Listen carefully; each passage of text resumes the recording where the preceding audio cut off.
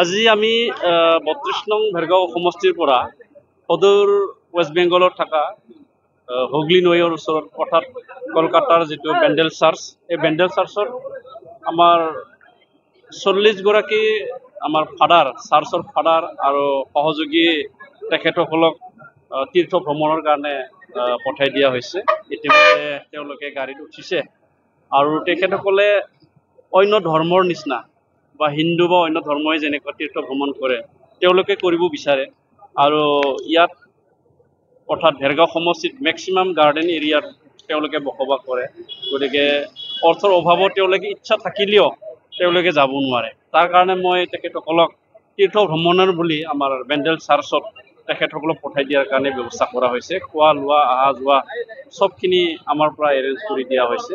মই আশা ৰাখিছোঁ যিসকল ফাদাৰ বা চাৰ্চৰ বিষয়ববীয়াসকলে এই তীৰ্থ ভ্ৰমণত গৈছে তেওঁলোকে নিজৰ ধৰ্মৰ প্ৰতি, নিজৰ কৰ্মৰ প্ৰতি অকণমান হ'লেও জ্ঞান লৈ আহিব আৰু তেওঁলোকে আগলৈ কাম কৰিবৰ কাৰণে যথেষ্ট উৎসাহ পাব। মই সেইটো আশা ৰাখিছোঁ। আমি দেখাতো বিটিআৰত এইটোৱে প্ৰথম হ'ব পাৰে, কাৰণ মই এনেকুৱা পিলগ্ৰিমছ অৰ্থাৎ আমাৰ খ্ৰীষ্টান ধৰ্মসকলৰ কাৰণে তীৰ্থযাত্ৰী পঠাই দিয়া মই দেখা পোৱা নাই। গতিকে এইটো হয়তো প্ৰথম হ'ব পাৰে আৰু পিছলৈ আমি অন্যান্য ধৰ্মবিলাকৰ কাৰণেও কৰাৰ কাৰণে মই চিন্তা চৰ্চা কৰিছোঁ।